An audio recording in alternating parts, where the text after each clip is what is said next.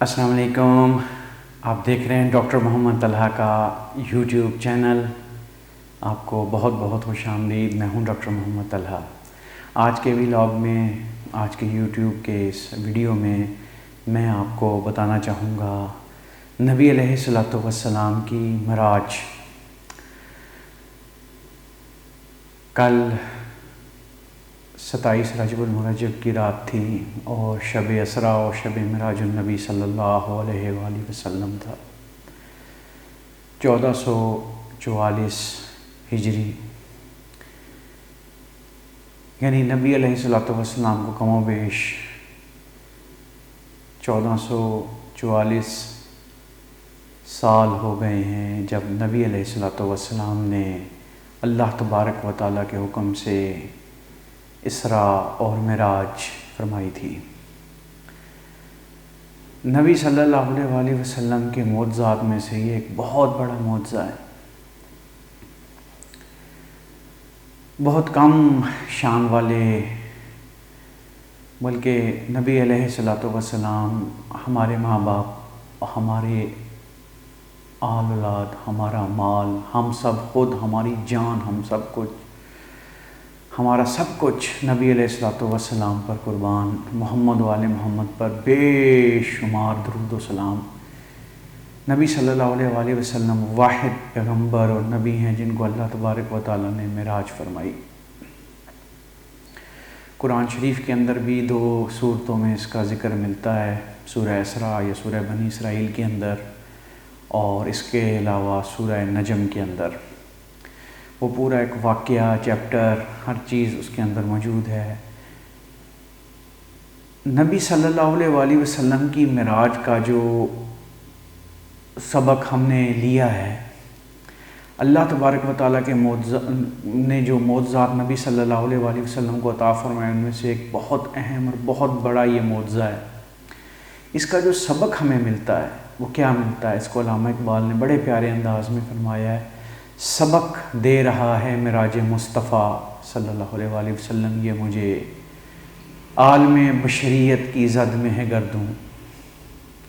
سبق یہ ملتا ہے کہ جب آپ نے سچے دل سے اپنے آپ کو رسول اللہ صلی اللہ علیہ وآلہ وسلم کی شریعت کے مطابق پابند کر لیا ہے، جب آپ نے اپنے آپ کو ان کا غلام، نوکر بنا دیا ہے، اس کے بعد آپ کی معراج ہوتی ہے۔ اس کے بعد آپ آسمانوں کی بلندیوں کو بھی کراس کر جاتے ہو۔ دنیا کی ہر چیز پھر چھوٹی لگتی ہے، لیکن اگر آپ صحیح معنوں میں نبی صلی اللہ علیہ وآلہ وسلم کے تابع ہو، ان کی شریعت مطہرہ کے مطابق ہو، اور اگر خدا نخواستہ آپ دنیا کی لالچ میں ہو، تو پھر آپ کھپتے رہو اس دنیا میں، یا ہم لوگ کھپتے رہیں اس دنیا میں، ہمیں کچھ نہیں ملے گا۔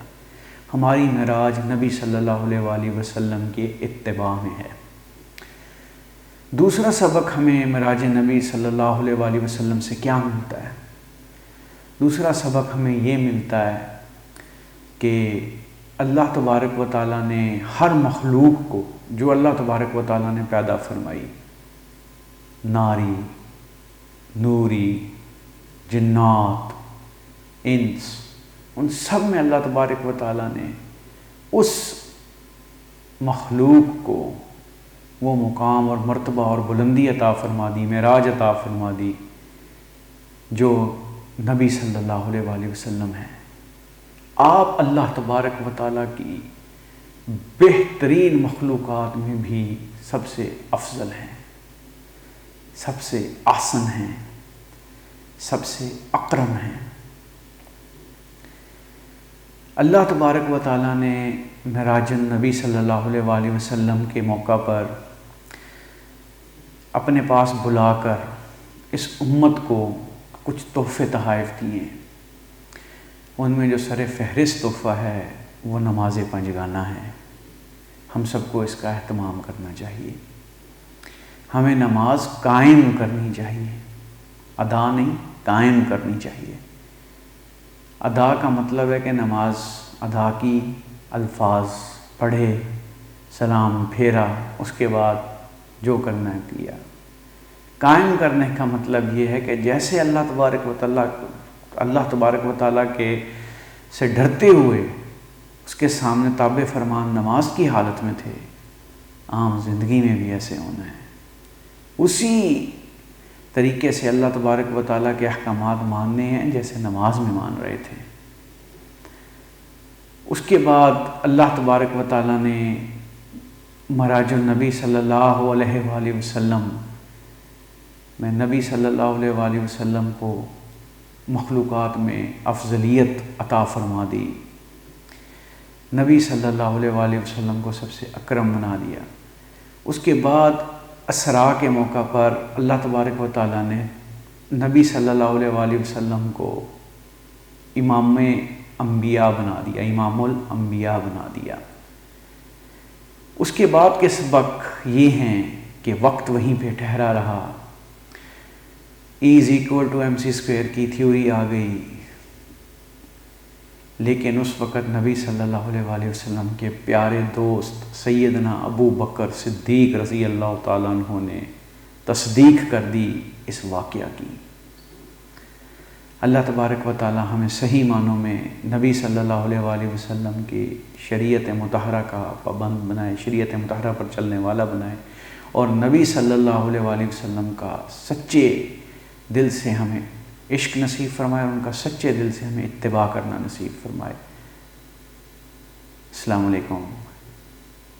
اپنا اور اپنے ساتھ رہنے والوں کا خیال رکھیے گا۔ پاکستان پائندہ باد۔